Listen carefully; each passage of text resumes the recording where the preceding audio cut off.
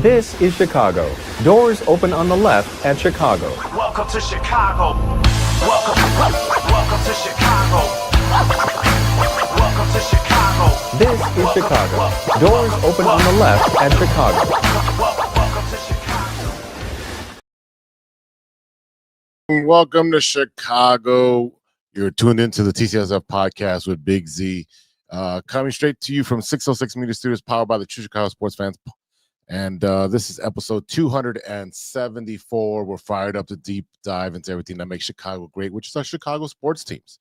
Remember, you can go over to 606media.com and your ultimate source for all things Chicago. Swing by and check out the official TCSF podcast t-shirts.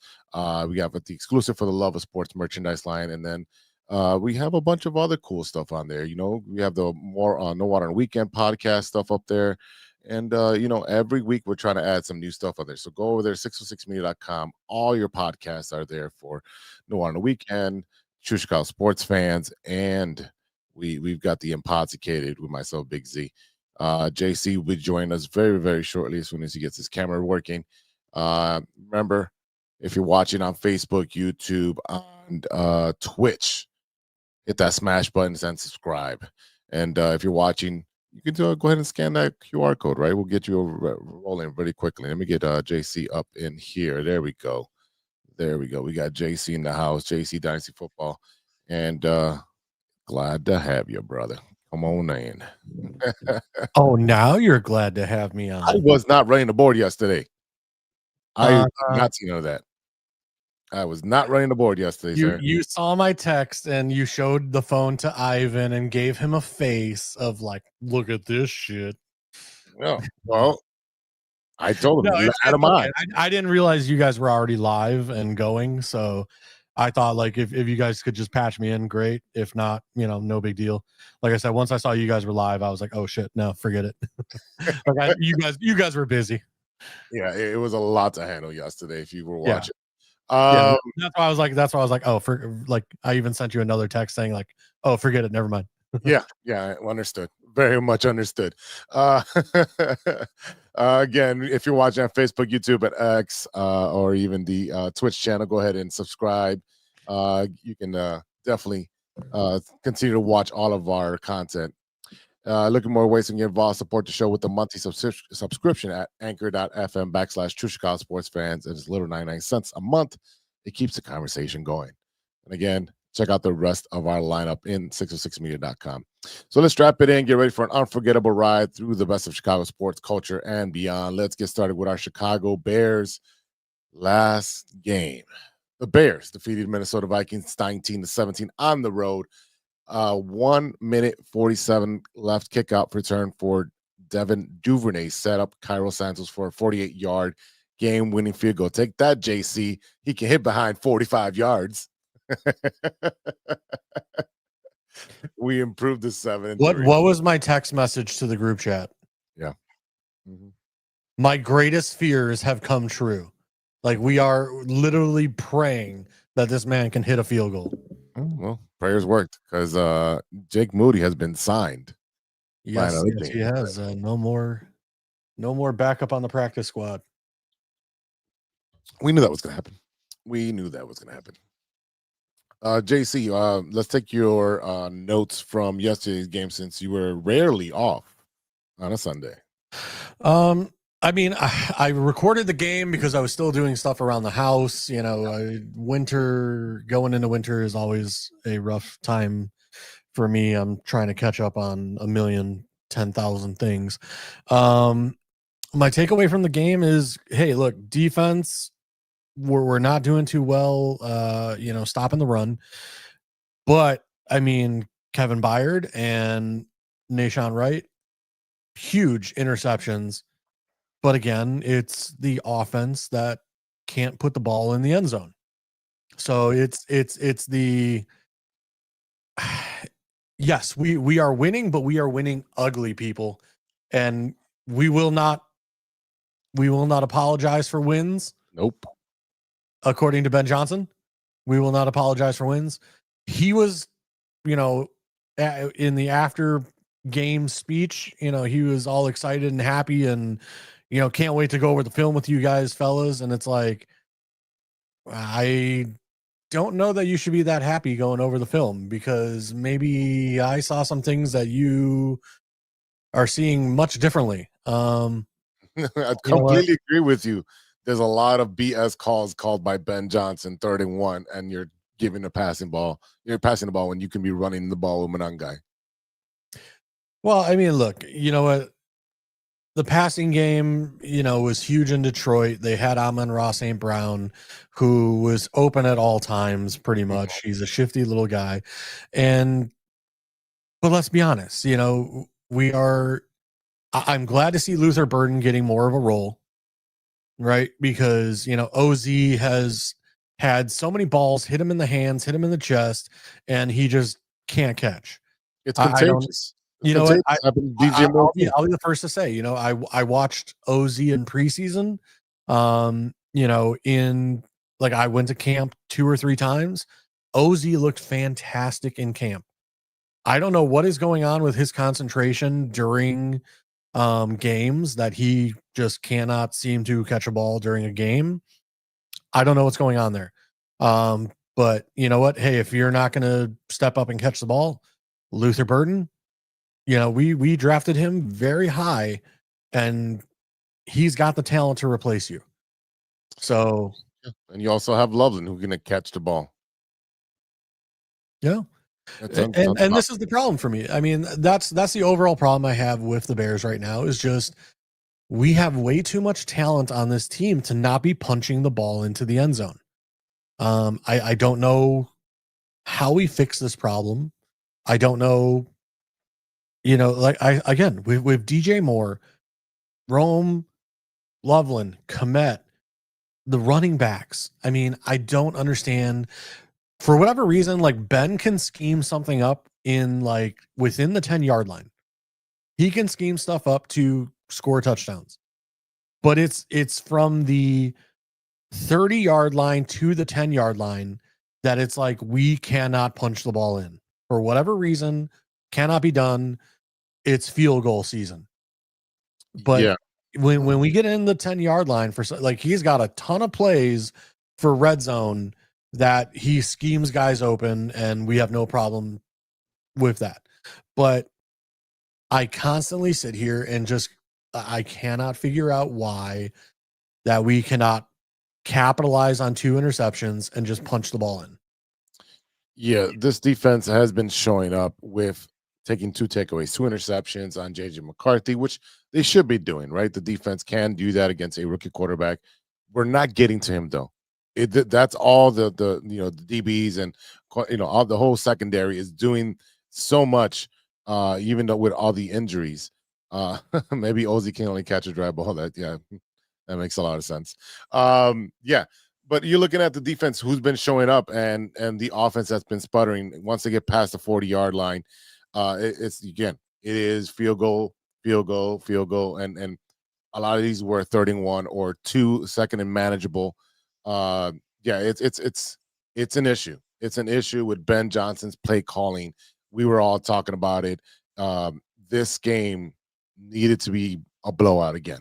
And again, every single one of these cardiac games have been great, because the euphoria of winning at the end, that's great, but it takes a toll. And I'm gonna tell you right now, once you play a higher caliber of team, which you will be going against a better defense in the Steelers, and then you got the Friday afternoon matinee against the Philadelphia Eagles, that is not going to work. You're not going to be able to field goal your way to a win, or depend on the defense to get a takeaway.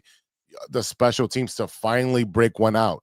Hightower's been under fire for the last 4 or 5 weeks because of poor play in special teams, and Duvernay was able to do something that put us back on the map. It's like one facet of the game is bailing out the entire team. Yeah, I mean, listen, I can't disagree at all. What up? Oh, there he is. Ivan from The Tape Never Lies, jumping in. Yeah, dude, I'm telling you, there was something going on with this camera, or I'd have been on 5 or 6 minutes ago. But I'm here. All right.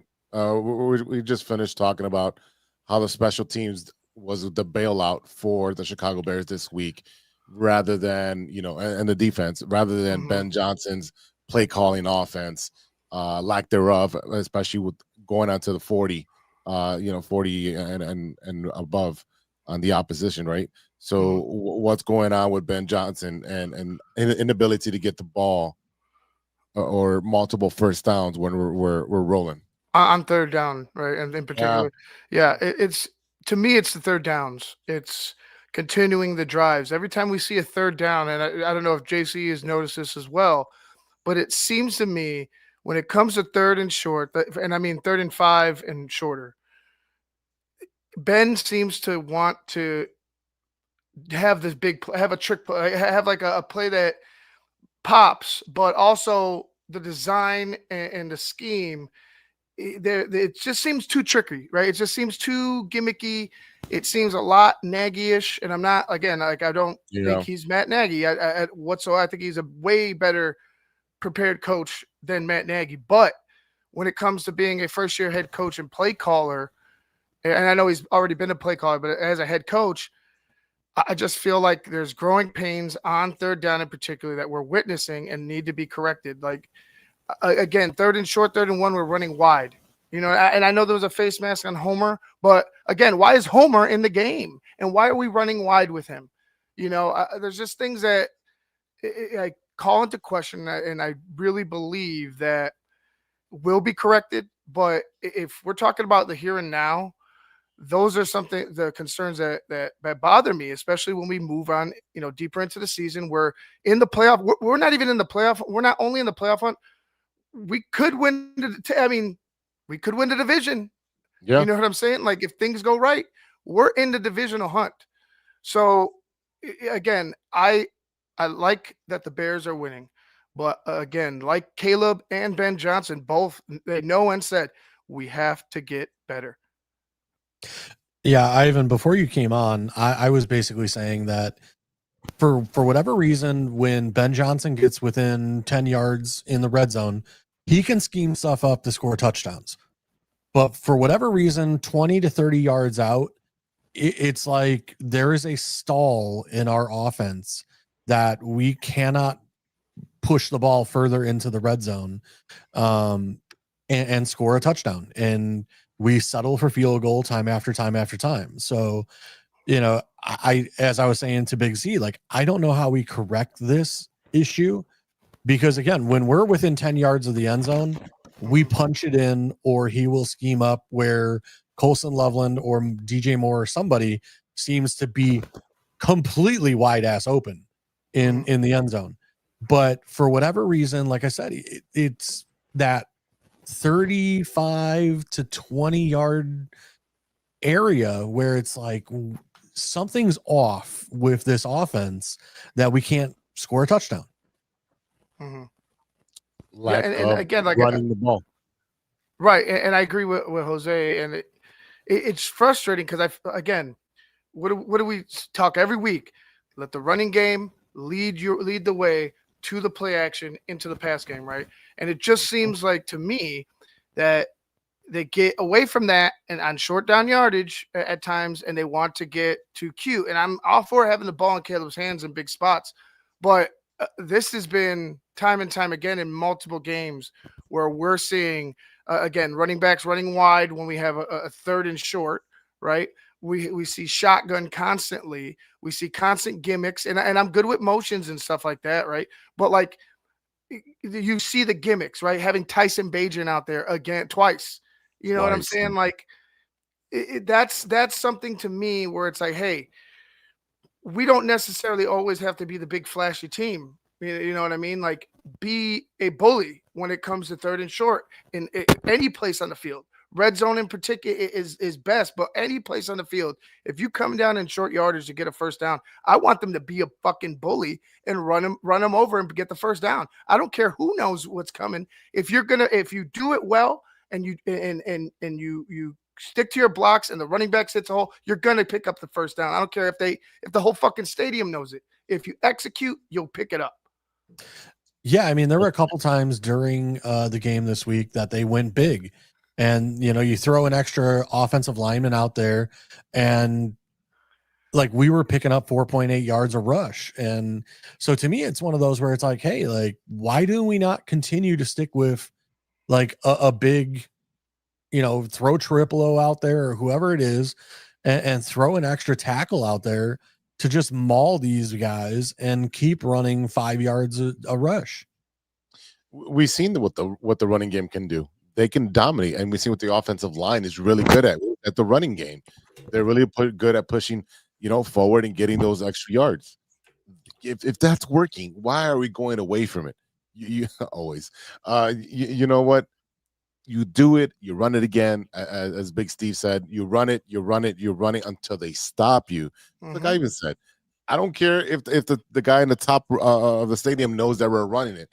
If they can't stop it, they can't stop it. It's simple as that. Just keep running it. And you have a bruiser, and again, you have Swift, who's been running really great for the past 2 weeks. I don't know if he's completely cured from the groin area issue that he had, or the hamstring issue he had, but he's running with I think he got cured from the Monungai, kind of showed him out. Yeah, 175 got you ready to go. But and I'm fine. Like I praise Swift. Like he's been doing great, right? He's changed up his style a little bit, slightly. You know what I'm saying? It's more.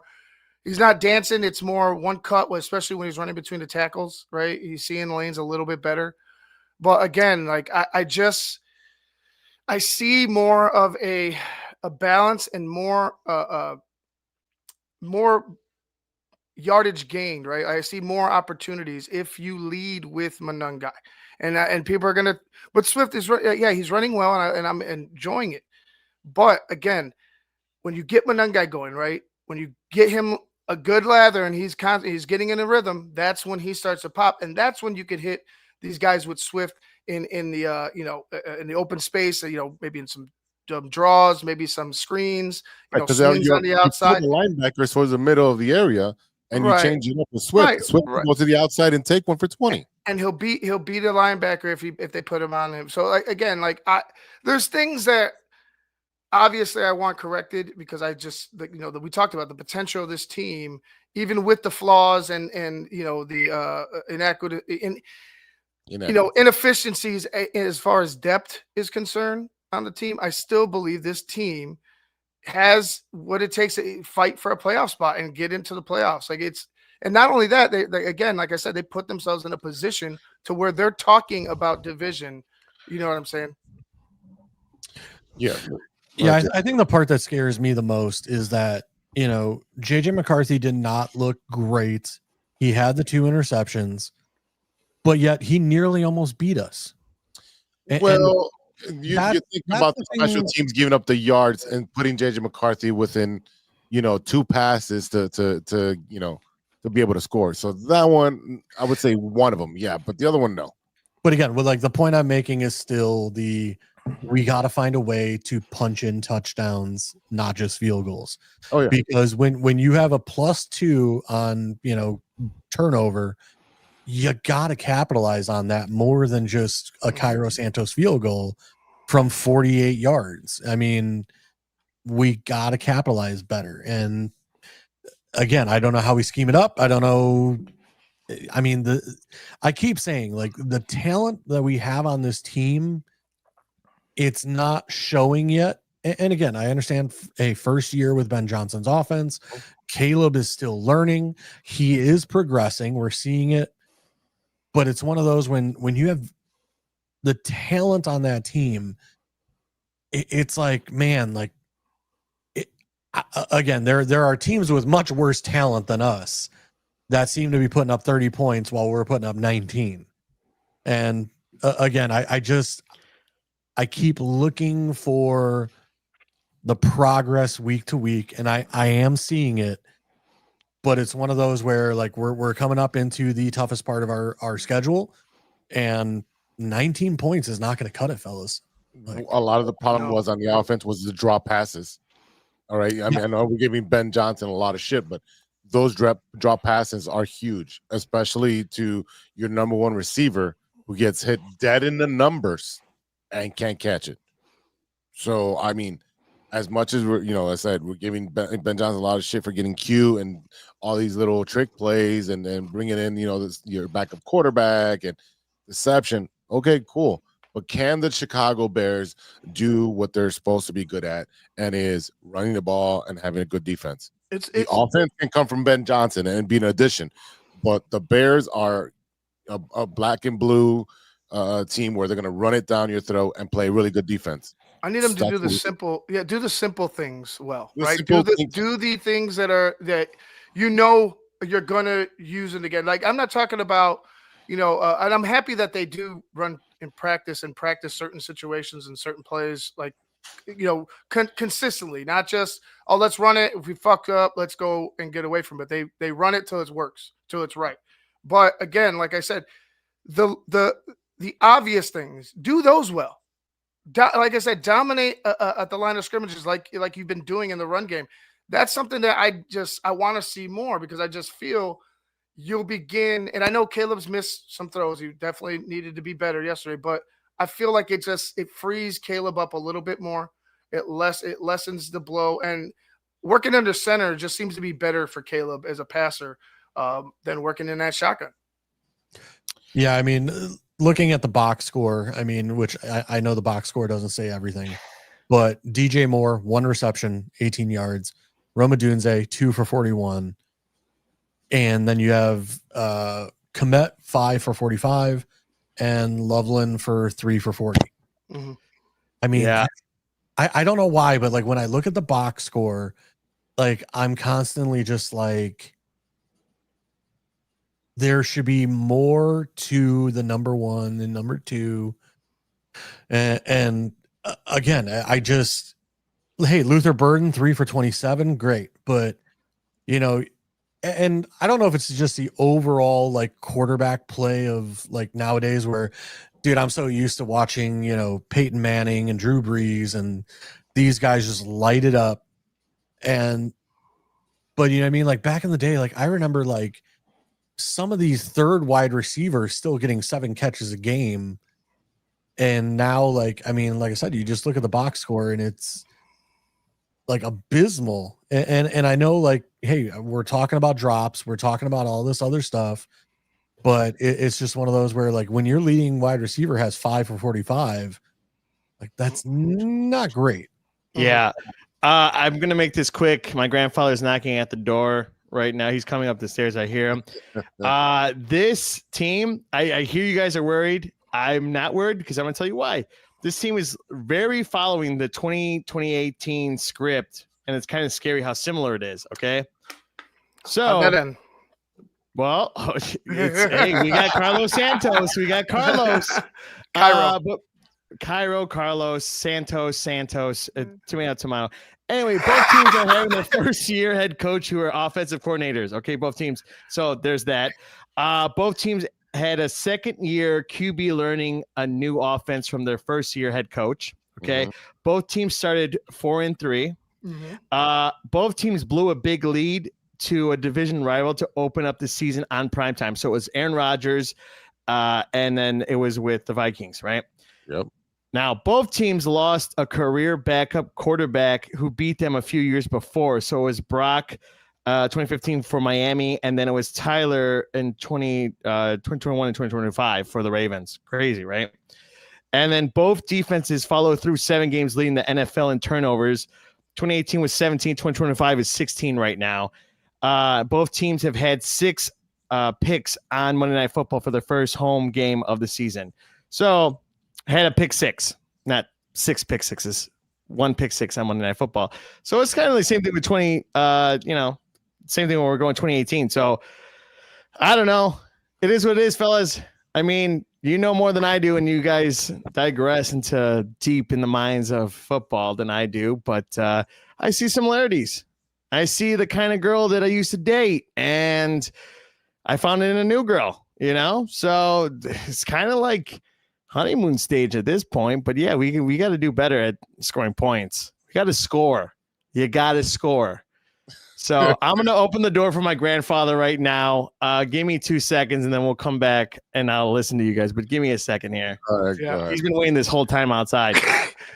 He's What probably, Jesus. freezing? he's freezing. It's old man. He's like 80. What kind of?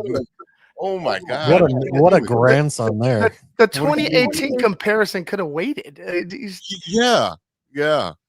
Are the Bears going to pay for our medical bills? We are having heart attacks at these games. You're absolutely right. Ivan in specific was not having it yesterday at the end of the game.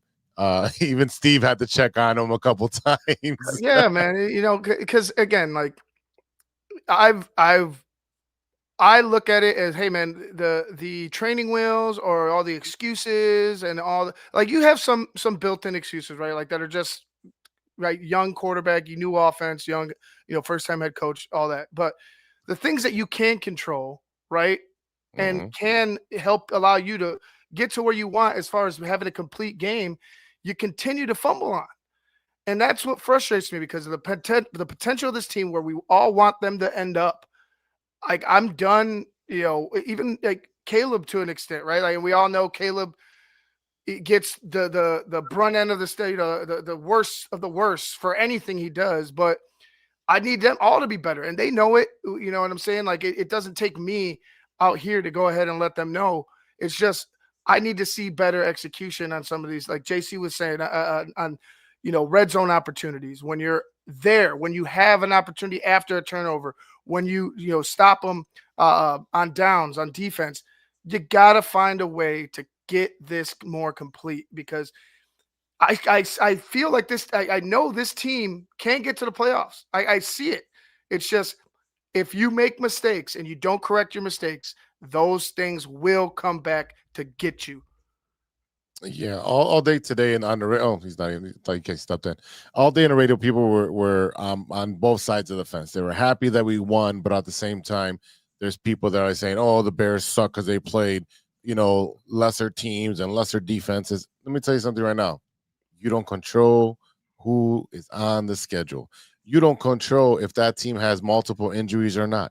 That is out of your control. Your job is to play 60 hard minutes and do the best you can to not let them score, and you put up points. We're winning. End the story. So a win's a win. We're not apologizing. We're 7-3. We're first place in the North. And you that's how could you could say the same like luck, BS with a lot of teams in the league, man. Like the Packers yesterday, or in a couple games. You had the Jaguars went ahead and beat the shit out of the Chargers. You had the Broncos beating the Chiefs. There's so much more parity, I feel like, in right now in this year's NFL that it's like to go ahead and say, oh, this team it should be a win or a loss. I don't think that's the case. I think everything right now, except for maybe a few teams, like 4 or 5 teams, you could probably get, at any given Sunday. And I know that's a term that gets played out, but really, I feel like there's opportunities, especially with teams that might be deemed better off than the Chicago Bears.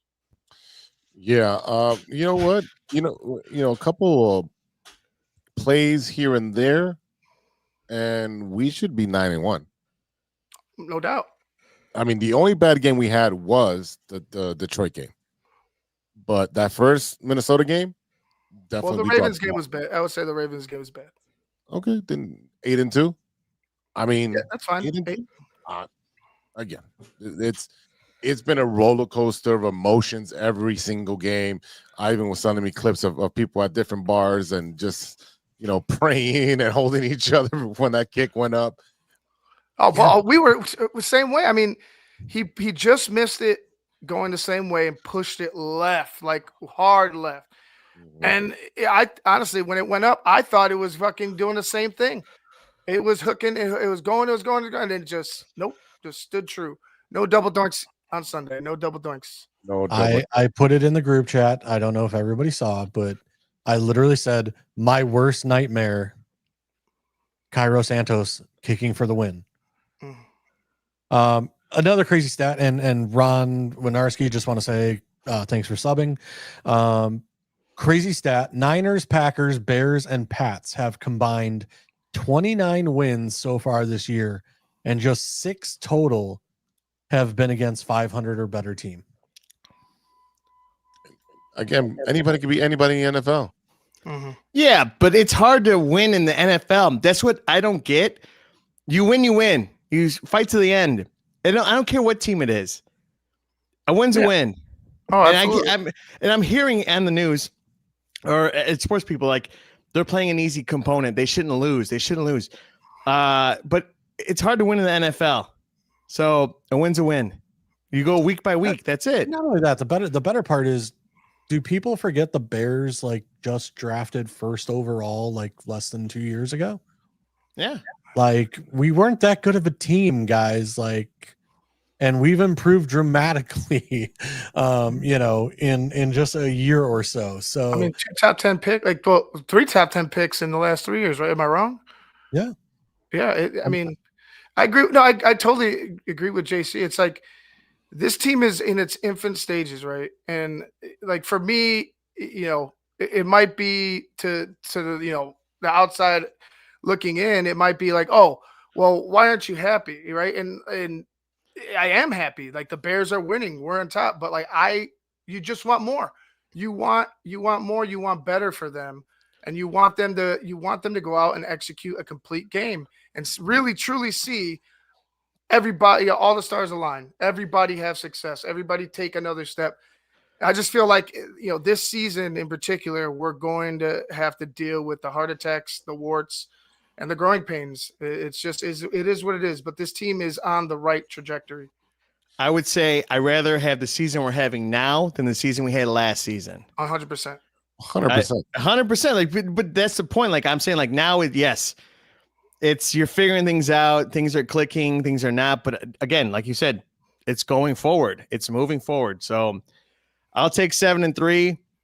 You fake it till you make it. And they're making it.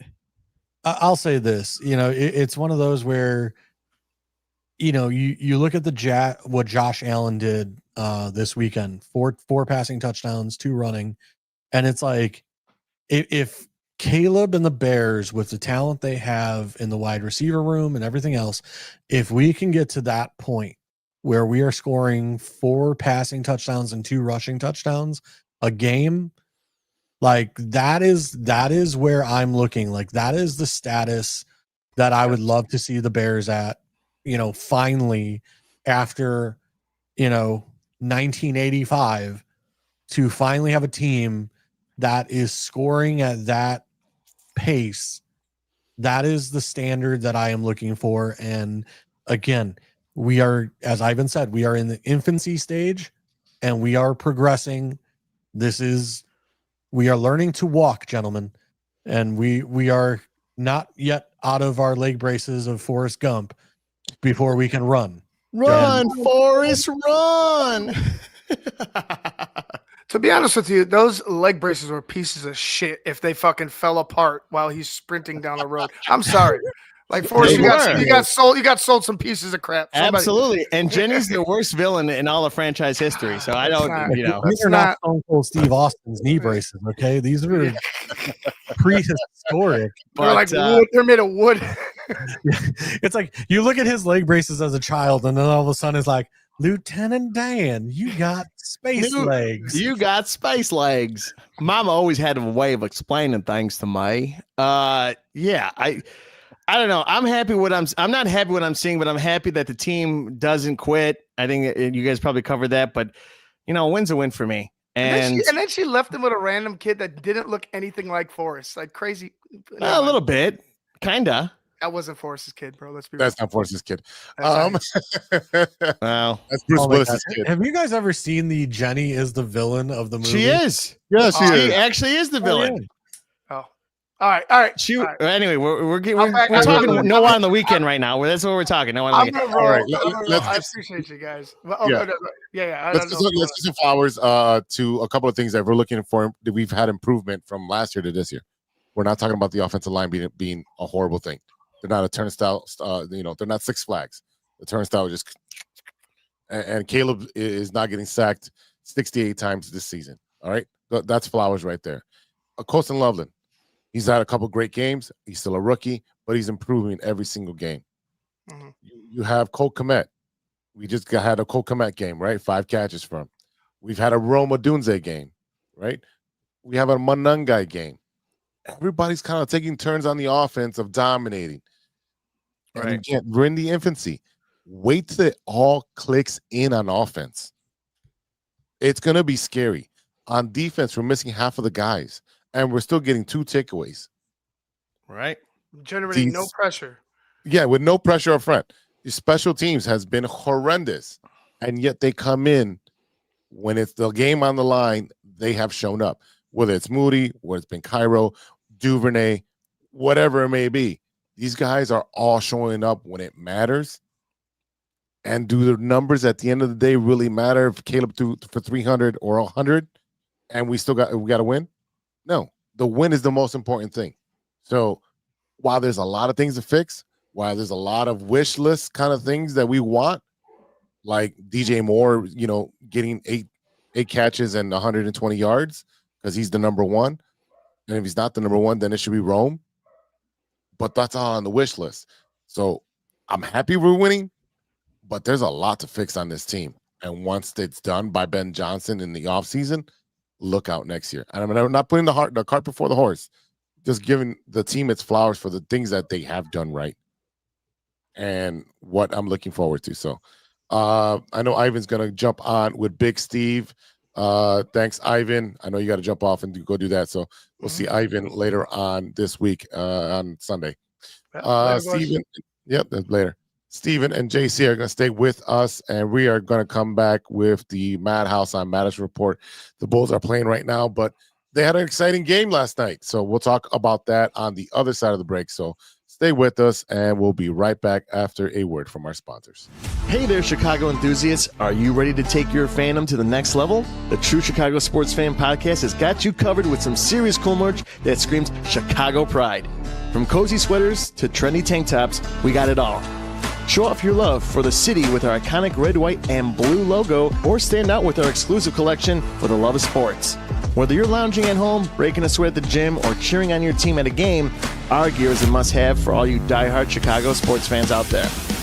Don't hesitate. Visit bonfire.com/store/606-media-store/, or simply just click the link in the description and snag your gear ASAP.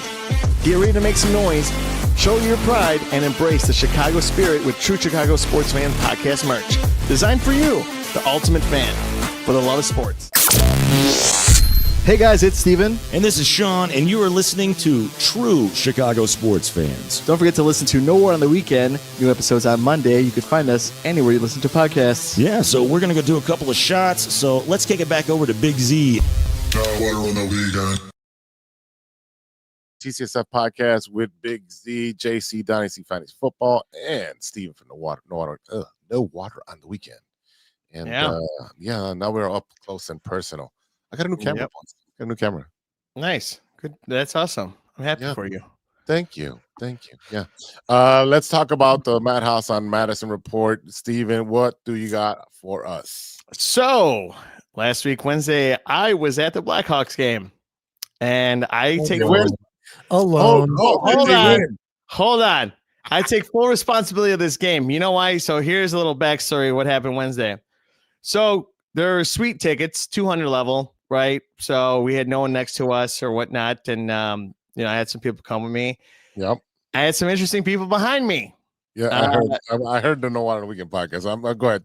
So I had senior citizens, they're technically senior citizens. They had gray hair. They're like in their 60s or whatever. They get senior discount. Anyway, besides the point. Every time I got up to go take a leak, right, the Devils scored. First period, they scored. Second period, they scored.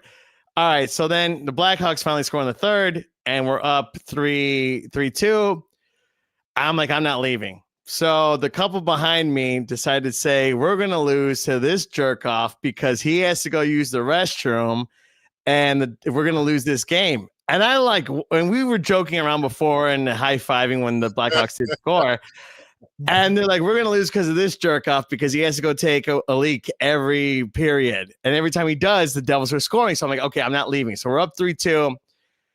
And then, they tied it 3-3. We go to overtime, and I'm not leaving. And they were also giving my buddy a hard time because he was buying me drinks the whole time.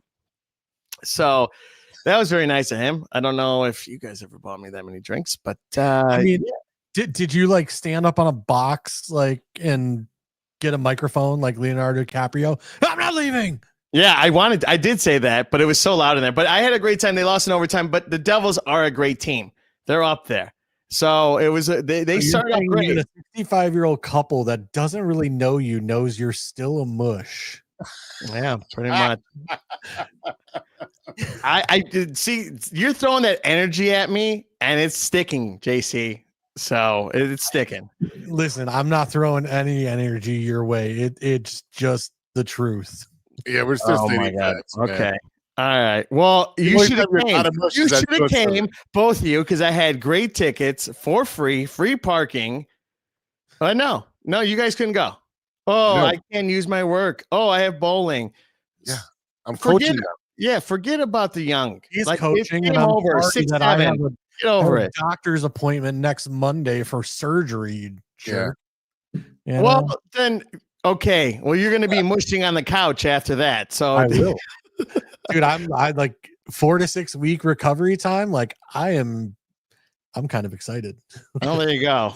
Can I have some of those pain pills, by the way? Anyway, we're getting off topic I here. go live every single day on StreamYard and just have at it. Oh, There you go. There you go. I can't wait for that. All right. Well, you know what? The young Blackhawks are giving fans a reason to bring back the madness back at the Madhouse on Madison. You know, they won against Toronto the other day. This team, it's not afraid to compete with like other teams that are a little bit above them. Yeah. But hey, these kids are scrappy. You have the Maple Leafs coming in and Toronto Maple Leafs, and you gave them a push for their money, right? A win's a win here, but I think these players are playing well. You have Sam Rizal. This guy's fast. He's able to push off and get the puck and like shoot it off. So, you're seeing the development of these players. You're seeing them grow. You're seeing these kids like seeing what attributes. It kind of reminds me of the Mighty Ducks at some point, because you have each individual character on this team to the Flying V. And you have them, each one of them have a special skill between passing, between skating. I don't count these guys out pretty much. And yes, they did lose on Wednesday, but again, it's New Jersey Devils. They're having a great season. Yes, they do, lose on occasion, but Maple Leafs Joseph Woll, he's thrown into the fire because we're shooting lights out on this guy. Their defenders weren't defending us the other day, but we're figuring it out, and I think this team is going to go far and farther than the Bulls, honestly. Yeah, we'll talk about them in a and we're going to get into that, and I have a lot to say about that. But with this Blackhawks team, they're winning. They're above 500. They're being scrappy. Bedard's having a great career this season because he's doing lights out on points. Mm-hmm. He's shooting goals. So I'm really happy to see what I'm doing. But Bedard's surging, and he's going to be for Team Canada this upcoming Olympic spot. So it kind of sucks, but this guy's doing really well, so he's probably going to be in Team Canada soon. I'm happy for him, but I'm happy that he's not on Team USA. But he's not going to be. But anyway, I don't know. He's taking flight in this third NHL season. I can't believe we were talking about this the other day. Second season, first season? No, it's his third season. Yeah, so it's wild. It's exciting to see him, but yeah. They're building a really good team over there. Yeah. Spencer Knight had 31 saves against the Maple Leafs. His save percentage is 92, almost 93%. And Spencer Knight, Spencer Knight, as long as you put defenders around him and get the puck out of his area, you're good. You got to push it out. That was the issue last season. The puck was staying too much on their side of the goal, and they couldn't clear it out. And now you're seeing them clearing it out, playing scrappy defense, but we lost because of the fact transitioning in overtime. You're putting 3 players at a time. We got behind when we're switching out players. So that's what eventually why we lost. We also have a new coach. True. And it's a huge difference. It's a huge difference. So yeah, but I like to, again, they're doing well. I think first new coaches in Chicago are doing well. Ben Johnson, you have the head coach for the Blackhawks, and you're seeing a difference in the culture change right off the bat. So can't ask more than that. just to put my 2 cents in, I think the winning culture that we are seeing right now with the Blackhawks is helping Bedard exponentially because, I mean, you've seen the past 2 seasons where the losing record and just the constant losing that the Blackhawks were doing. Yep. I mean, I think it was taking its toll on Bedard and just, I mean, when you're a young kid like that, you want to win. But when you're on a team that obviously doesn't have the talent to win, it's just such a mental beatdown and such a long season that you're just like, man, like after a couple months, like of just getting pounded on, you're kind of just like, man, this sucks. Like, when is it going to end?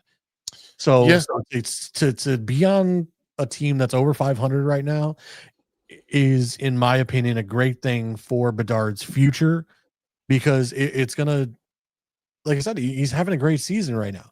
And to keep playing that way is huge for the organization, for him, for his development, for his mental health. Yeah. Isn't this month mental health day or mental It's health every month, for men? man. Men's mental health. But I will say this, like, again, you see these teams, like, again, between the Blackhawks and the Bears, there's like first head coaches, organization drafted number 1 pick. You're seeing the development in Caleb Williams and you're seeing the development in Connor Bedard. It's great to see these guys because then you feel like Chicago's back. We're back. Like, sports in the city are back, but We're back. Exactly. I sent you guys that video, but it's like, it's exciting to see these franchises do something with the first round pick instead of just grabbing them, dumping them, and then, like Sam Darnold, right? Ruining them. Yeah. Like look at, Danny Dimes, right? You had them both in Minnesota. Now you kind of have JJ McCarthy, who's not doing that great.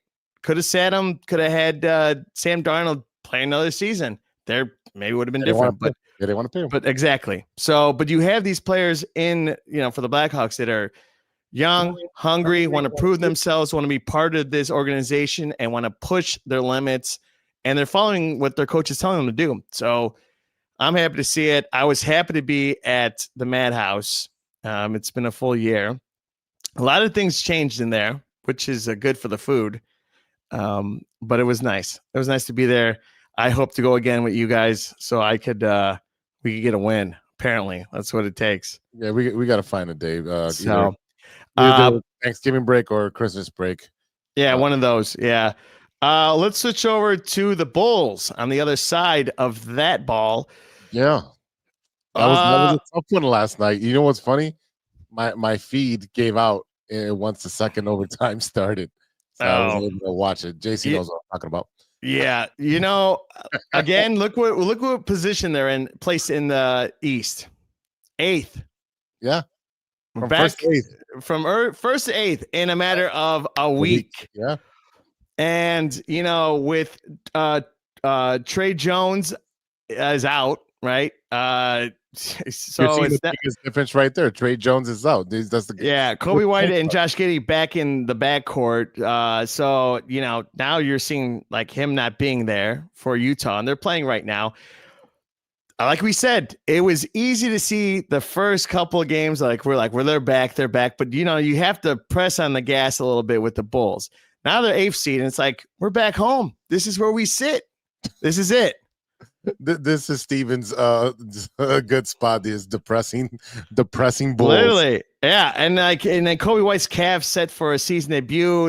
He's there, but how is he going to fit in? Like getting in and Let me tell you right now. What did Larry Mark gonna have yesterday? What do you have? 45 points? I don't know. Probably. I'll pull it up for you. Go ahead. That's called development. But you want to build this team up. They're losing by heartbreaking games. And then they play the Spurs, and they lost by 10, and they were competitive. But, you have these teams that it's like they weren't going to win against the Spurs. The Spurs were toying with them. At this point. And now, see, with the Bulls losing and like 8th seed, now they want to talk about Chicago Bulls announcing celebration details for the Ring of Honor class of 2025. I'm not worried about that right now. Yeah, and they're showcasing this. It's on the Washington Wizards on November 22nd. The Ring of Honor, probably presenting Tribute to Johnny Batch, Bill Cartwright, Neil Funk, Horace Grant, John Paxton. So fans are celebrating. So, okay, this is what they do. And they have Derrick Rose ceremony coming up. January. And it's like, you're going to have a crap team out there and celebrating what we had in the past, but not putting anything in the future. Well, let me pump your brakes there. They have a future. They're right? getting there. They're getting there, but it's look at the Blackhawks. They flipped the switch, and it's hard in the NHL. It's harder in the NHL, yes. Yeah, but look, they're progressing. But again, it comes with management. And again, I think I don't trust this management team with AK and Eversley to turn this around. I don't. Absolutely not. No. And you're looking at Matas, great draft pick. He's going to develop over time. Absolutely. And again, Billy's the right coach for these young players. Once you have superstars, Billy's not the coach. Nope. And we already seen that what happens with DeMar and Zach and everybody else that we had. It did not work. Okay, so Okoro is mid at best, dude. He 5.6 rebounds last night. Buzelis 18.6 rebounds. Okay, that's fine. Vooch, I don't know where he had 21 points or rebounds because I didn't see him a lot on the court.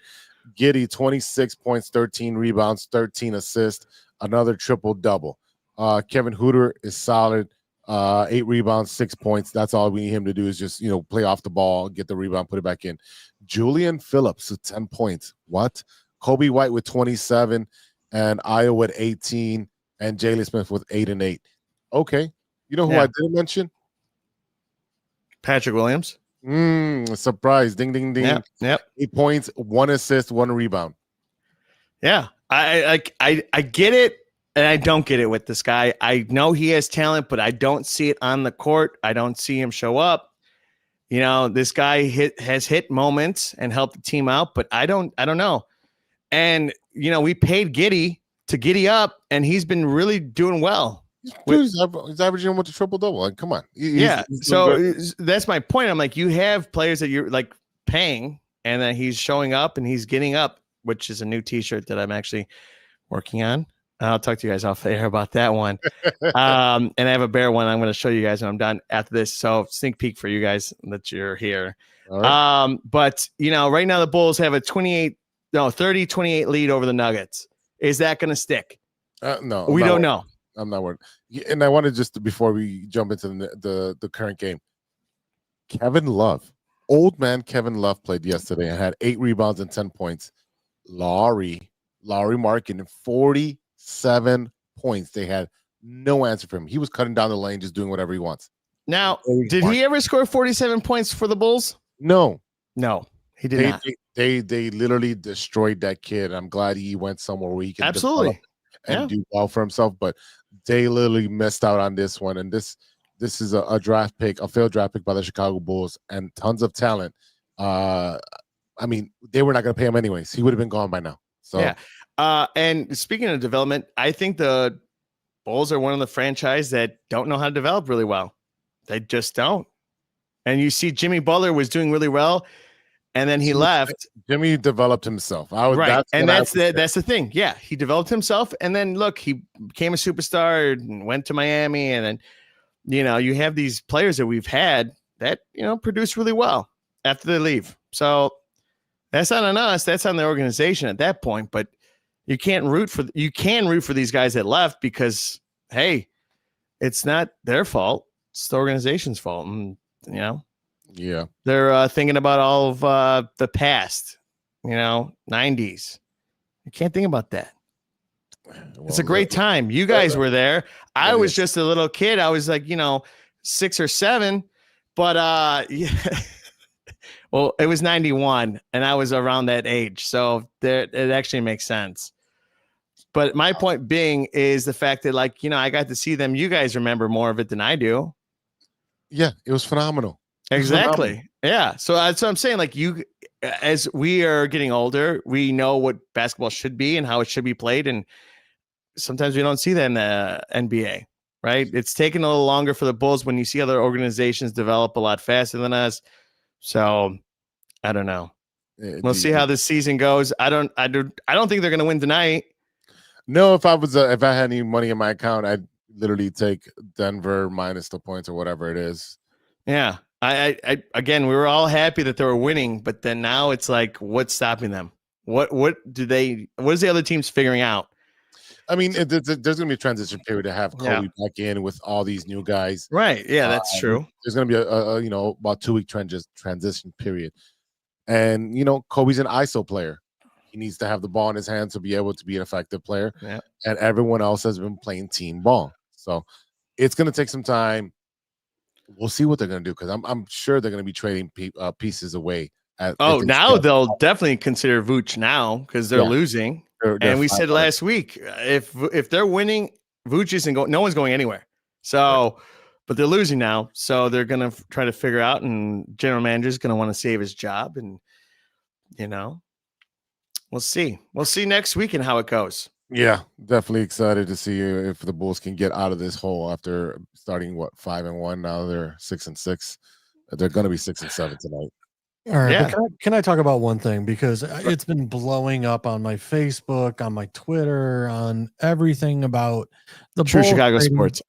The Bulls trading for Anthony Davis. And absolutely not. No. I can't. You know what? If I'm going to trade for a guy, it's not going to be a guy who's going to sit at the end of the bench or play 3 games and take off 2 because of rest need. I'm sorry. I don't want Anthony Davis. If the Bulls do that, and especially because the trades that they have us doing have us trading away first-round picks to get him. 2 first-round picks and 4 of our players. I'm like, that makes no sense. Like, did I miss the fact where the guy somehow took a time machine and became 20 again? And didn't he just put out like 30 pounds in Texas? I don't even know about that, but it's the fact of the matter is that he is not the player he once used to be. And this whole whatever roundabout, look, you know what? Maybe he's still halfway decent of a player, but this is not what, like, if we're trading away guys, it's to get younger and not have a ton of money on the books. Yep. That would be the complete opposite of what we're trying to do here. It's like when we got Dwayne Wade. For what reason do we have to get him? No reason. After they said they were going to get younger, they went and got Dwayne Wade. So I don't get it. He's a Chicago guy. That's awesome. I'm happy for that he's from Chicago. But you don't have to bring every guy from Chicago that in the league. He's a Packer fan. No. He's a Packer fan. No, absolutely not. Okay, well, I didn't know that, but okay, I didn't want him anyway. But I don't want this trade. And it sounds like the Bulls would actually do this stupid trade too. That's the issue. To be honest with you, they would do this trade because, we want, sell more tickets. You want to have a star. And they would do it. I wouldn't put it past them. And if they did that, we're not covering Bulls anymore. We're done. If they did this trade, we're not covering Bulls anymore. We're done. Dead. It's the same topic of discussion that we're having like around guys like Steph Curry. It's one of those, like, he'll have a game here and there where he'll score 40 points, but like, let's be honest, Steph Curry's not even Steph Curry anymore. No. Age, man. But listen, that's the problem, is that yes, Anthony Davis is a name. Steph Curry is a name. Klay Thompson is a name, right? Like, they are well-known players, but they are not what they once used to be. No. I am not giving up 4 players and 2 first-round draft picks to get a guy who, again, as I stated, is going to play 3 games and then have to sit out 2 games because his load management, knees or his ankles or whatever, his lower back can't take it. No, he's Mr. Glass. He'll be sitting out at the end of the bench pretty soon in Dallas. He does not stay healthy. He's never stayed healthy. No. He's had the weirdest injuries, getting poked in the eye and back spasm and just weird stuff. So that is an absolute no. They can flush that down the toilet, and they keep it down there in Dallas. I don't want it. Like I've stated, earlier in the season, hey, I'm okay. If Kobe is looking like his contract's going to expire, and we're not necessarily sure that we want to keep him. I've said it here on the podcast. Buzelis and Giddey are my only 2 non-trade. anybody else on this team, I am okay moving if it means getting an upgrade and or first round picks. Only first round picks, no second round picks. Absolutely. And none of this protected BS. All right. No, straight up. Yep. So I agree with you, JC. I don't have any faith in this general manager. I feel like he's gonna give us second picks when we deserve first picks, or not trade anyone and let them walk and not get anything. At this point, because we haven't done that before. yeah, never, ever. So, yeah, this organization doesn't surprise me at all.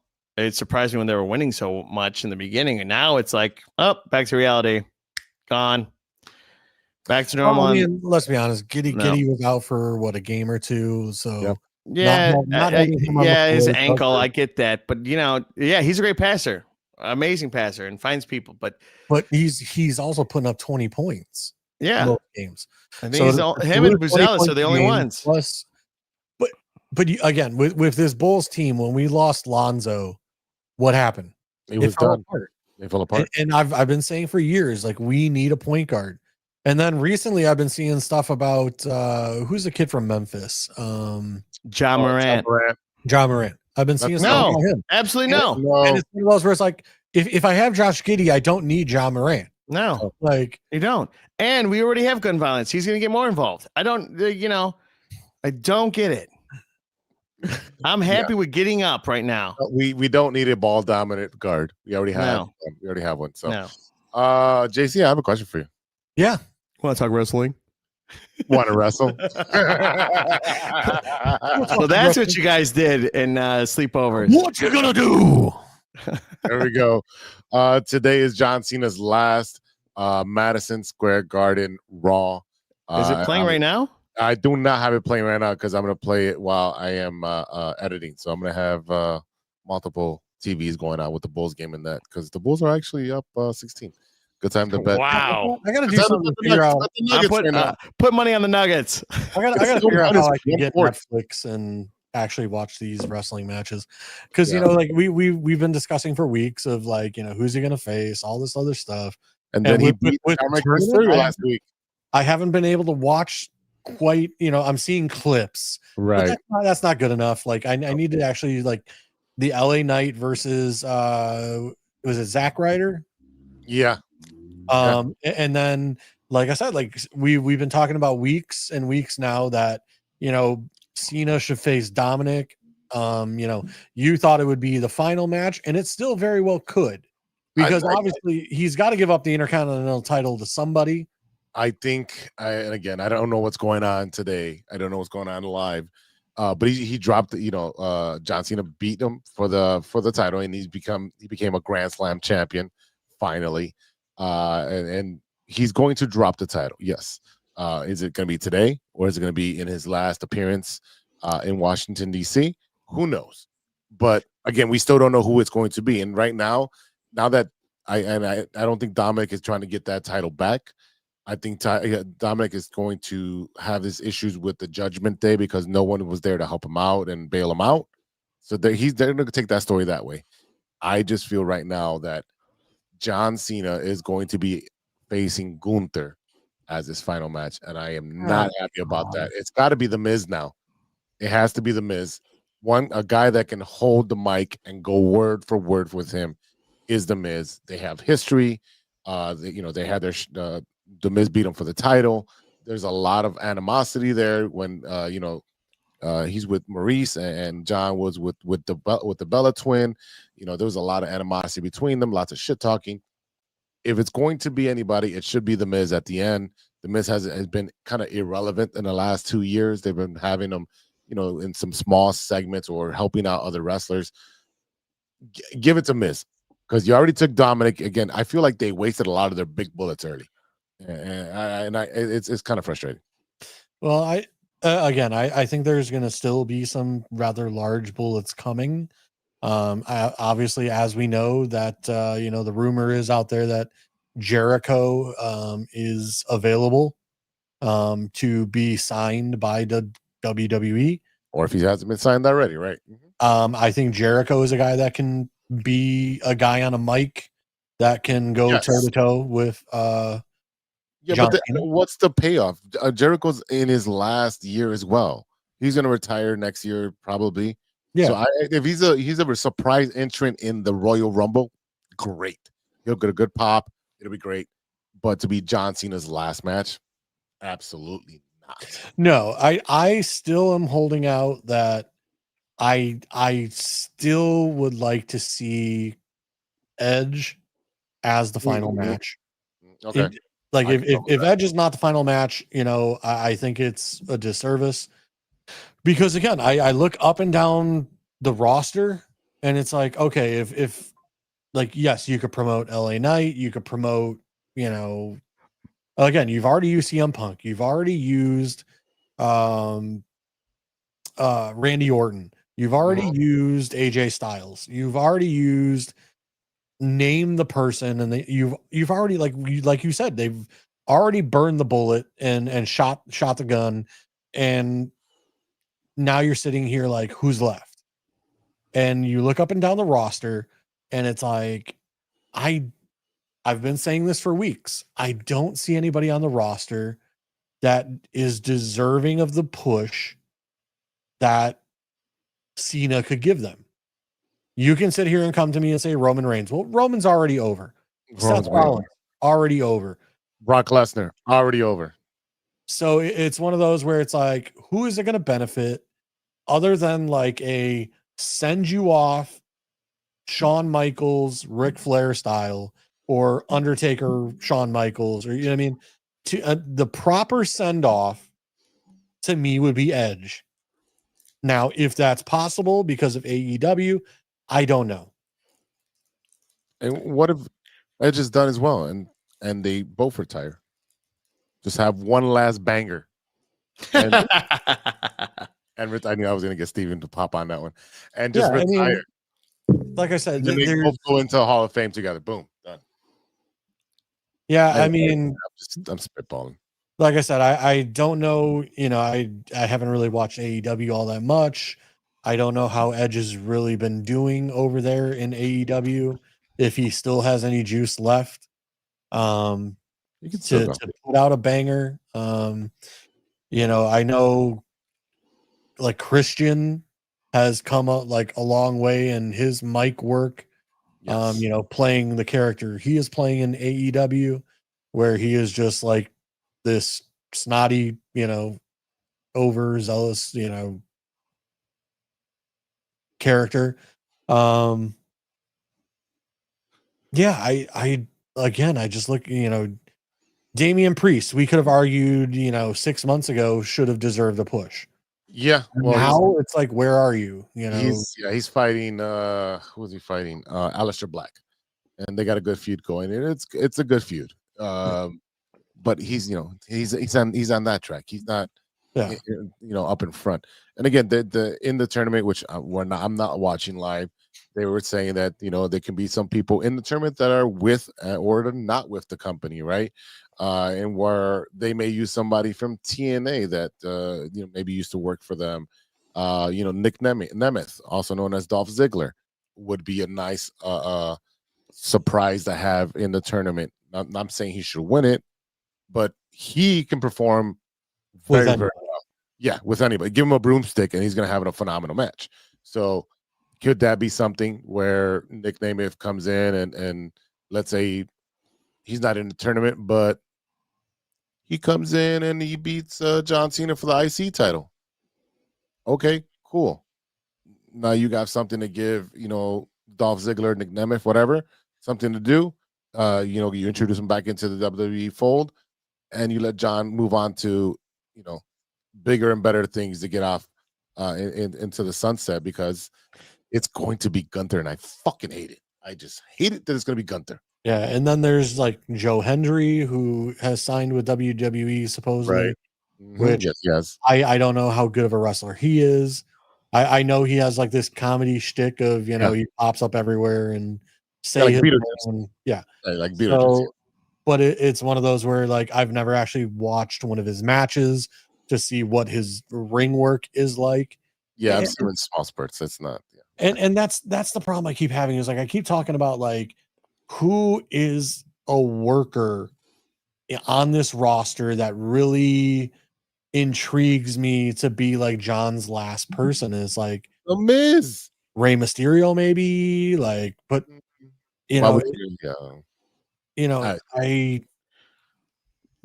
Do you guys know what your name would be if you're a wrestler? I feel like you know what it would be.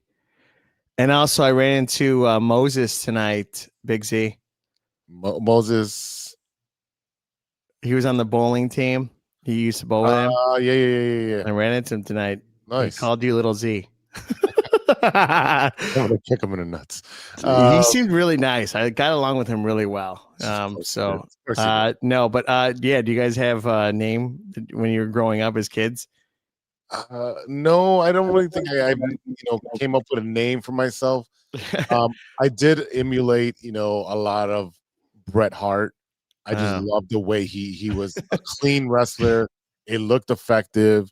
There was not a lot of fluff, and then putting somebody in a sharpshooter, sick. Well, I know what my name would be if I was a wrestler. Is it your porn name? Yeah, that too. Ballbuster Batista. So, the B. Yeah, Triple B. Yeah, yeah. Actually, as a kid, I was a huge Sting fan. I was always intrigued by with him. And again, I always flipped from WWF at the time over to WCW, and like during the wars, the TV wars, dude, I had my clicker on like where like you push the button and it was back to like the back button, the thick clicker, right, JC? But like I said, it was between USA and TNT, and like I said, it was back and forth constantly from like what's NWO doing, what's Steve Austin doing, what's DX doing, what's the Wolfpack doing. He's like, but for that reason, like I always gravitated to like the weird, darker characters. Like Mankind was like my guy. Sting, like emo. But Undertaker, right? Yeah. Like I said, I always liked those particular characters because it's like they didn't have to say shit. They would just show up and fucking wreak havoc, and Mankind, like the boiler room brawls and like the different things. Like that's what I'm missing in today's WWE is like a lot of the backstage shit that used to happen. Like everything now needs to be in the ring. We're going to have a conversation on the mic. And it's like, I miss where it was just like a random like attack in the backstage area. No, there was. I know you're not watching the product as closely as I am. Correct. Was. Well, I don't subscribe to Netflix or Hulu or any of that stuff. So therefore, I get the clips and whatever. Man, you know what? Now that we're talking about the clips and the hilarious shit, how awesome would it be to see Ron Cena against John Cena last match? Oh, which is funny because R-Truth did do that. He went over to the GM and they had like the can I be in the tournament? It was like the tumbler, like the bingo tumbler, and they had these giant balls with names in them, right? So R-Truth comes in and he has his name on two balls. And he's like, "Hold my balls." And she was like, "What the hell?" He's like, "Hey, you're not being delicate with them." That's hilarious. Yeah, he's hilarious, and he's I don't know if he's going to be in a tournament or not. Look, could Ron Cena get an intercontinental push? Yes. I mean, Ron Killings, I think, could be deserving of an intercontinental push. Maybe not last match, but a match of, childhood hero versus, hero. Mentee, yes. And see Cena as like a, not a favor, I guess, but like a, whatever, dropping the title to him, out of respect, if you will. Yeah. I would love to see that. Like for whatever reason, like I always like the shtick. I like the comedy stuff. I like I said, like I like the Mankind stuff. I like the Sting up in the rafters with, the black cloak, lights go out, people get knocked out. All of a sudden lights come back on, Sting standing there with everybody else, laying on the ground. That kind of stuff always was intriguing to me. It is, but you have to protect a character that has that. And I feel like us coming from the Attitude Era, we don't want that to be overused. That was for me, like the perfect newer example of that was the Wyatt family, right? Yes, like and the sister Abigail, that kind of thing. Yeah. But losing Bray kind of took the air out of that balloon. But like I said, nowadays it's like where WWE was character driven, now it's personal, like person. Vendetta. Yeah. No, it's like everyone's a superstar. Everyone has their Instagram. Everyone has their TikTok. Everyone has their, it's called social media and branding. But that's what I'm saying. It's a personal brand now versus a character. And I always connected more to the characters than like someone who is just like, I'm Bret Hart. It's like there's nothing interesting to me about Bret Hart. Hey, I'm Bret Hart, and I'm sponsored by Monster. And Monster Energy Drink is my favorite thing to drink every time I get in the ring. So be sure to follow me on my next match next week. Like, yeah, that's what you're getting, right? That's what It's a corporate entity, and I understand that. Like I said, I always connected to like the storyline of like Kane and Undertaker when that was happening. Like I was like, yo, who is this? Like, what is happening? Like, what? There's a brother? What? It's gotta be Kane. Next thing you know, it's like I am sponsored by this drink, and it's going to be on there when everybody walk in. By Prime, bro. I'm sponsored by Bic Lighters. Yeah, if you're not smoking, you're just joking here on Big Lighters. Yeah. Before we get off wrestling, I do want to talk really quick about the 1985 Chicago Bears Super Bowl Shuffle video documentary on HBO Max. It's coming out November 25th. It goes with the Super Bowl Shuffle. I don't know if you guys talked about it. No, but it is coming out. Can you guys see that? Yeah, I can see that. Super Bowl Shuffle. Not the Super Bowl Shuffle. It's the single that Walter Payton and William Perry made. Oh, it's still sealed. No, yeah. So it's released December 1985. The Super Bowl Shuffle phenomenon grew everywhere. Essentially, they thought it was going to be only big in Chicago, but it went, nationwide. It went viral before. It went viral. Exactly. So they had to go to the Super Bowl because they looked like idiots if they didn't go. Yeah. And they played blowout fashion against the New York Patriots in January 1986. The New England. How old were you guys, and what did you think about it? 85. I was not even I was a Super Bowl baby. I was going to turn 4. I was about to turn 4, so I didn't get to see it. I've seen replays and clips. I never got to see it at all. So like I've seen every other championship except a Bears championship. Same, yeah. All right, yeah. I was born February 1986. Oh, so that's the reason why you were conceived. Yes. There you go. There you go. So, but if you do the time, it does. Yeah, no, it does match. It was before. Oh, I would have been slightly before season. Well, then it was like when the music video came out, then it happened before. Yeah, but anyway, I'm gonna watch it. I know you guys are gonna watch it. Look up memories, and I hope we can talk about it on the show at some point. Yeah, this documentary. Let's do something. Well, I've also heard that they're going to do a documentary with Brian Urlacher. Yep, about his experience in the NFL and like being a Bear, and Hall of Famer and all that. So that would be a fun one to watch as well. Absolutely, I find it very interesting. Of now, all of a sudden, we're seeing stuff about the Bears because the Bears are always closed indoors. They never showcase anything outside the light. Like when we got, rookie training camp, Hard Knocks. Yep. It was a hard pass that they, protected the Bears organization. I think it was 1 year too early. If they would have done it with the Ben Johnson crew, It would have been phenomenal. It would have been nothing. 17 more of those. But, you No, know. it still would have been the no cursing. It would have been. It would have been. Lame. But It that's would what I'm have been saying. lame. It's interesting to see this organization open up. Well, they can't really do much with the players are and out. You can't do training camp with a rookie head coach. So it'll be another. I'm just saying with the Bears organization, now you're seeing the Super Bowl shovel, you're seeing documentaries because the players are coming out and speaking about these things. They have no restriction over it, you know? Well, not even that. I think it's also like the success of the Jordan documentary that was a couple of years ago during the pandemic, The Last Dance. That's how this I think started.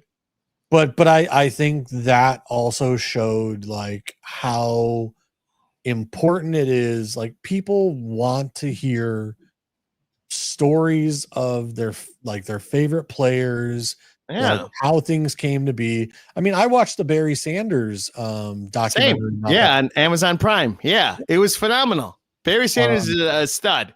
I respect him as a player and as a man. Guy was great. Yeah. Tree trunks of legs, but yeah. But what I'm saying is like I think that, you know, I think a lot of people are now starting to discover that, hey, people want to hear the stories behind the scenes. They want more access to things, you know, that I've flat out said, like, you know, when the New York Giants had the off-season training documentary Hard Knocks, when it was the off-season and they were doing like the draft stuff, like I was more interested in that Hard Knocks than actual Hard Knocks, because to me, like, you know, as you guys know, like I am a nerd for the draft. I am a nerd for rookies and like prospects and all of that stuff. That is what I love. That is what I love doing. I will sit there and watch all 22 film all day long of like prospects that I can potentially draft and make the Bears better. And to me, it's one of those where watching are we going to keep Saquon? Are we not going to keep Saquon? Are we going to trade for that's interesting. How they're going to put the salary cap together. Can they afford this player? Can they not afford? Like if we get this guy, then we can't afford this guy. Like to me, that is always the most interesting thing that I want more access to.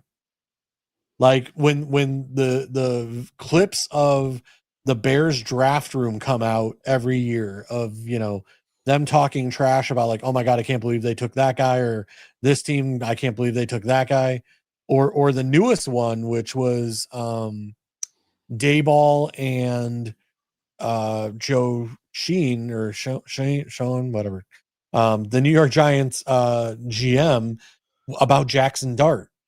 And like, if you have conviction on him, you know, basically saying like, I don't want the guy, but if you're convicted on this guy, we'll take him with a 3rd round pick. Yeah. To me, like getting access to those kind of video is what I love. Like I want to see those type of things all the time, because like I always want to see what's going on behind the scenes rather than like there's nothing to see here. We're a great organization. I have the same passion for baseball. I love that behind the scenes. I want to know what the GM is thinking. I want to know what the scouting report was. You know, everything that they wrote down. Just absolutely. Like, if you look at the scouting report for Mike Trout, it said that was never going to be better than an average outfielder. And look what that happened. You know, so there's wrong. They're always going to be wrong. I will say this: PCA is Team USA right now, so I'm excited for March. We're going to cover that. I hope. Or I'm going to make us cover it because I'm going to talk about it. Hold on. We have some breaking news that we WWE right now. Yeah. Cam Scat. I got to put this under. There we go. JC Dynasty Football with breaking news. Cam Scataboo fights WWE group. Giants running back and teammates go head to head with Judgment Day at Madison Square Garden. Oh, look at that. I'm actually seeing it right now. No spoilers. No spoilers. That's Dominic. That's Dominic. Oh, yeah. We're gonna have to get off the air and go watch some of this. Yeah, you guys are getting a little overexcited. Yeah, the football game is 24-9. The most interesting thing is like this dude just tore like every ankle ligament and Yeah, had he's in a, surgery and whatever, and now he's getting into a fight. Yeah, his foot was like the opposite way, so I don't know how that happened. How did the Giants clear this? I need the. Well, look at the Remember GM. how we were talking about behind the scenes? I'm gonna need to see the behind the scenes of them being Right. like, dude, you just had major ankle surgery. What are you doing we can't fighting? get- he's not gonna get hurt again. I mean, come on. He'll be protected. Those guys are professionals. Like, I guarantee you, like he's still in a boot. Like, you know what I mean? Yeah. So, All right, gentlemen, boys, this was Yeah. fun. I'm glad. I had a great time here. I got here a little late. I was hanging out with Moses, so you know. it's okay. I got here a little late as well. Yeah, everybody was like, I was giving Zwazo shit because he gave me a face over the weekend. So What face? I didn't know you were off. If I would have known you were off, I would have called you in the morning and get your ass over there. And that Yeah. would've No, happened. I like I said, I was in the basement cleaning all I week. was So It was my house is quite the disaster zone. You know, you clean stuff out and then more stuff comes in, and then you clean stuff out, more comes in. look at this guy over here. That's exactly him. I'm talking about you, Big Z. Oh, you clean. went the other way. Well, I'm going to you because you clean stuff out, but then you find more things. Hey, yeah, that is a problem. But again, I have Thanksgiving break and Christmas break to get rid of some That's stuff. next week, right? Yeah, it is next week. Yep. 4 more. Yeah. What? All right. What, you know what I did find while cleaning my basement? Uh-oh. All my micro machines. What is that? So, You don't know what micro machines are? Transformers? I don't know. No. Think of it as what? very tiny Hot What? Wheels. I Bro, know. you don't know what a micro machine is? I don't. Again, you guys are 10 years older than me. All right. In the chat, Holly I know- Pockets. I I don't know know what who- Holly I don't know- Pockets are. I don't know who is still with us out there and listening to us live. All right. Might not be anybody, but I want everyone to go trash Steven in the comments when you guys hear this last little bit of the podcast, because I was like reliving my childhood. I hope AI picks this looking at, up. like, I was like, dude, I have a micro machine, freaking DeLorean time machine. So do I. I have that one too. Yes. And it's like I have like miniature like helicopters and like landing ships and like all kinds of stuff. And like I have it's like an old gas tank that opens up into like a little city. Yeah, So I'm gonna play the commercial. for micro machines? Yeah, I'm just gonna play the audio. Here presenting the genuine original, colossally collectible, most midget miniature episodes of the real things. Micro Machines. Dramatically detailed, stupendously styled, smaller than a nut, this one or this one. And now with a totally terrific town. The new Micro Machine Super City Toolbox playset. Closed, it's a mild mannered toolbox. Open, it's a Micro Machine USA. Cruise your mini Micro Machine vehicles, planes, and boats to the police station, the marina, the mini motorcycle repair shop, the gas station, the construction office, work, the real working drawbridge, highway, passenger ramp, and garage doors. Or take a Micro Machine flying machine in for a landing. Phew, this place has it all. The new Micro Machine Super City Toolbox playset from Galoo. The one and only outrageous original miniatures. Remember, if it doesn't say Micro Machines, it's not the... I'm the Micro Machine man, and I'm waiting for the outside of the town. Yeah, it's like Holly Pocket. That's essentially what it is. The best Micro Machine simply stop you, roll up the road, ramp back the power, load of them. How dare you?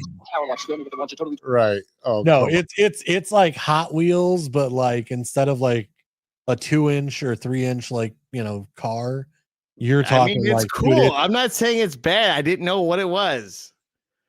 I can't believe, dude, there is a Nintendo game for micro machines. Nintendo 64 or Nintendo original? No, original NES. Oh, see, I didn't have the original. I played the original. I didn't have one, but my first one was the N64 and Sega. Yeah. So Oh my god, Oh my goodness. you must have had such a shitty childhood. it wasn't the greatest, but yeah, I managed. So I mean, Yeah, you missed all the good stuff, He-Man and stuff that you have to use imagination for. imagination. No, G.I. He-Man, Joe. I didn't really care. It's like Wildcats. Thundercats. No, Transformers was cool. Teenage Mutant Ninja Turtles was great. I'm all for those, but You would have been late, even the Turtles. I love the Turtles. I love the Turtles. I live for the Turtles. But I'm saying, like, I think the animated series was over by the time you were born. Yeah, but I still found out the turtles You're more of an X-Men 97 child. and Spider-Man and or Batman too, you know. But no, with the turtles, like the Return of the Ooze, the second one, that was like I love that one, and I love pizza because I want to eat pizza while I'm watching the movie because you see the second one, they're all in the city eating pizza. You would be more of the Darkwing Duck and Do you remember the Mighty Ducks TV series? Absolutely, yeah. I know all those. Yeah, you're late bloomer, bro. You're after. I mean, I love the 80s for certain reasons. You're after but Power Rangers. Yeah, I know the Power Rangers. You know them, but you didn't know them. Time. You didn't know them like I knew them. Tyrannosaurus. This show just took a left turn. And it's like No One on the Weekend, brought to you by 606 Media, where the media is always right. You know, so 606 Media, where Steven's a young child that doesn't know the classics. I like the 80s. 16 Candles, not a fan. No. What? No. Breakfast Club? It's great, but not a fan. I bet you this guy doesn't even know what Crossfire is. No, I don't. No, he doesn't. All right. Do you know? Yeah, I remember Crossfire. Yeah. Yeah. Back to the Future, Jurassic Park. Cleaning out the basement, I found my original Crossfire. Oh my god. Yeah. If you want a younger show, more modern show, be sure to check out No One on the Weekend, brought to you by 606 Media. We're drinking, having fun, and we're doing broad crawls this year. Sean should be old enough to know Crossfire. Yeah, he is. Sean is my age. Yeah, yes. I'm the young one in this group, and it feels amazing. All right, so what we're going to have to do is we're going to have to stop talking here. We're going to have to go to No Water on the Weekend, and then we're going to show you more there for being super young and not knowing the cool things. No, you guys are uninvited. No. Here. Let Sean do the trivia with all these 80s classic things. Fine. Challenge accepted. I'll ace it, and then I'll put in your face. Yeah, because you're going to do your work. You're going to study. Duh. If I know I'm going to get tested. Are you kidding me?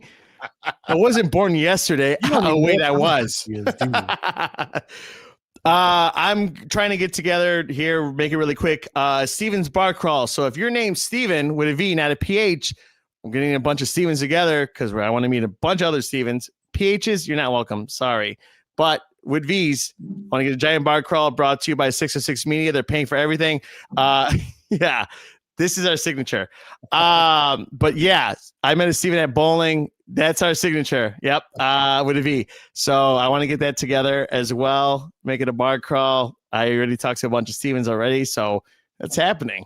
It's going to be better than Firefest. It's going to be better than Firefest. Yeah. How many Stevens can you get in one location? Hey, you might be able to call Guinness Book of Records. That'd be great.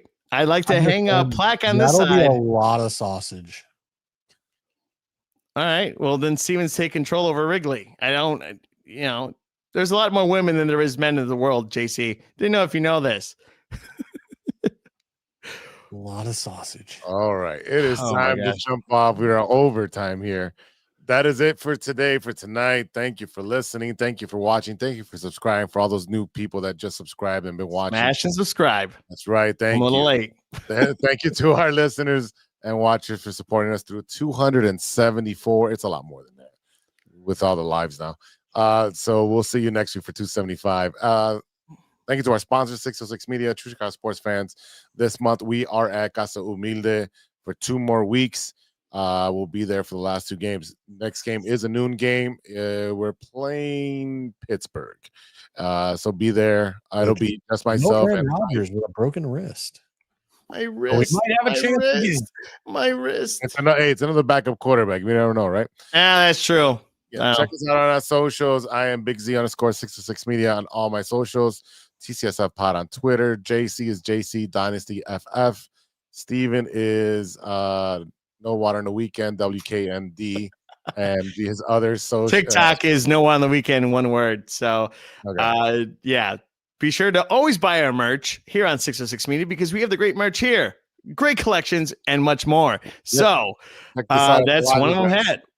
Black and red, Bulls, Blackhawks. You need that hat. Get that hat because it's amazing for the city of sports. There you go. All right, Mhm. y'all. For Ivan, Stevie B, and JC, I am Big Z. We'll see you next time for 275. And until then, be good to each other for the love of sports.